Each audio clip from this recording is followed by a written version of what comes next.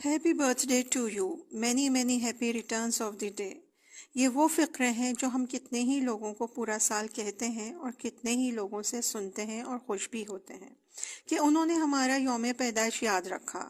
No doubt ہمارے لیے ہماری اپنی پیدائش کا دن یا اپنے پیاروں کی پیدائش کا دن یقیناً اہم ہے، لیکن کیا آپ جانتے ہیں کہ ان برتھ ڈے وشز کے پیچھے چھپی حقیقت کیا ہے؟ اگر کوئی ہمیں برتھ ڈے سیلیبریٹ کرنے کو منع کرتا ہے تو اس کی وجہ یہ بیان کرتا ہے کہ یہ چونکہ عیسائی مناتے ہیں اور یہ مسلمانوں کا طریقہ نہیں، اس لیے ہمیں سالگرہ نہیں منانی چاہیے۔ لیکن کیا آپ جانتے ہیں کہ سب سے پہلے سالگرہ کس کی منائی گئی؟ تاریخ دان کہتے ہیں کہ سب سے پہلی سالگرہ ایجپٹ میں فرعون کی منائی گئی، اور یہ سیلیبریشن فرعون کے یوم پیدائش کی نہیں بلکہ اس دن کی تھی کہ جب اسے ایک عام انسان کے اسٹیٹس سے نعوذ باللہ خدا کا اسٹیٹس دے دیا گیا، اور اس کی کورونیشن سیریمنی ہوئی، اور پھر ہر سال اس کورونیشن سیریمنی کو سیلیبریٹ کیا جانے لگا۔ مسلمانوں کی تاریخ میں اپنے آپ کو اتنی اہمیت دینا کہ اس کو باقاعدہ سیلیبریٹ کیا جائے کہیں نہیں ملتا۔ ہمارے دین میں اگر برتھ ڈے سیلیبریشن ہوتی تو سب سے پہلے نبی کریم صلی اللہ علیہ وسلم یا ان کی آل اولاد یا صحابہ کرام رضی اللہ تعالیٰ عنہم کی سالگرہیں منائی جاتی، اور پھر ان کا ذکر قرآن اور حدیث میں بھی ملتا۔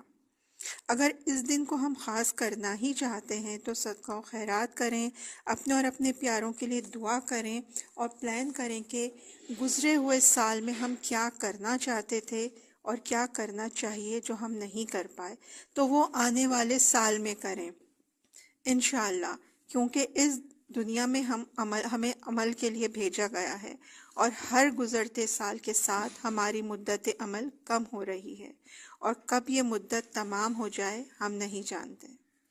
مسلمانوں کی تاریخ میں برتھ ڈے سیلیبریٹ کرنے کی ہسٹری کہیں نہیں ملتی۔ آج دیگر تہذیبوں اور شیطان نے ہمیں سیلیبریشنز اور گلیمر میں الجھا دیا ہے، جکڑ دیا ہے۔ ہر منائے جانے والے تہوار کے پیچھے ایک عقیدہ ہوتا ہے۔ یہ برتھ ڈے کیک پہ کینڈلز کیوں روشن کی جاتی ہیں؟ یہ سلسلہ ہمیں ملتا ہے گریک میتھولوجی سے۔ ایک یونانی دیومالائی تہذیب میں ان کا ایک خدا ہے آرٹیمس۔ یہ یونیسیکس خدا ہے جسے ہسٹورینز لیزبین گاڈ بھی کہتے ہیں، جس کا کام یہ ہے کہ وہ کسی بھی تقریب یا دعوت کے بعد آپ کی خواہشات اور مرادوں کو اوپر لے کر جاتا ہے۔ تو اس کے راستے میں بہت سے شیاطین بھی آتے ہیں، تو وہ ان کو مار بھگانے کے لیے آگ، شعلہ یا چنگاری دکھاتا ہے۔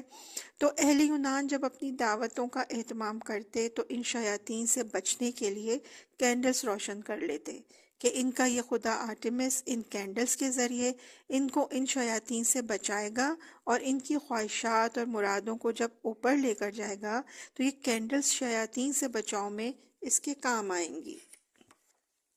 اسلام ایک دین کامل ہونے کے ناطے انسانوں کی زندگی کے تمام گوشوں پر نظر رکھتا ہے، اس لیے کسی بھی گمراہ قوم سے شبہات اختیار کرنے کی اجازت نہیں دیتا۔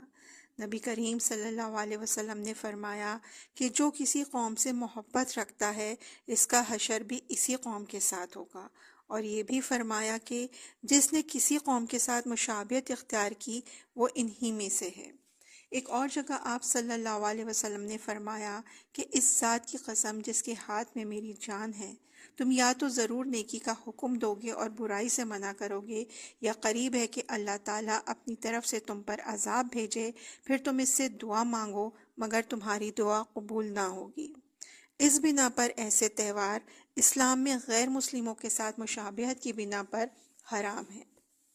اب جب بھی کبھی ہم اپنی یا اپنے بچوں کی برتھ ڈے سیلیبریٹ کریں تو ضرور سوچیں کہ کیا ہم اپنی اہمیت سیلیبریٹ کر رہے ہیں جس کی دین میں کوئی اصل نہیں ملتی، یا پھر فرعون کی کورونیشن سیریمنی کی یاد تازہ کرتے ہیں، یا پھر اس موقع پر ہم آرٹیمس کو کینڈلز روشن کر کے دے رہے ہوتے ہیں۔ یاد رکھیے گا، ہر برتھ ڈے سیلیبریٹ کرنے کے ساتھ ہماری مدت عمل کم ہو رہی ہوتی ہے، ہماری عمر عزیز کا ایک اور سال گزر چکا ہوتا ہے۔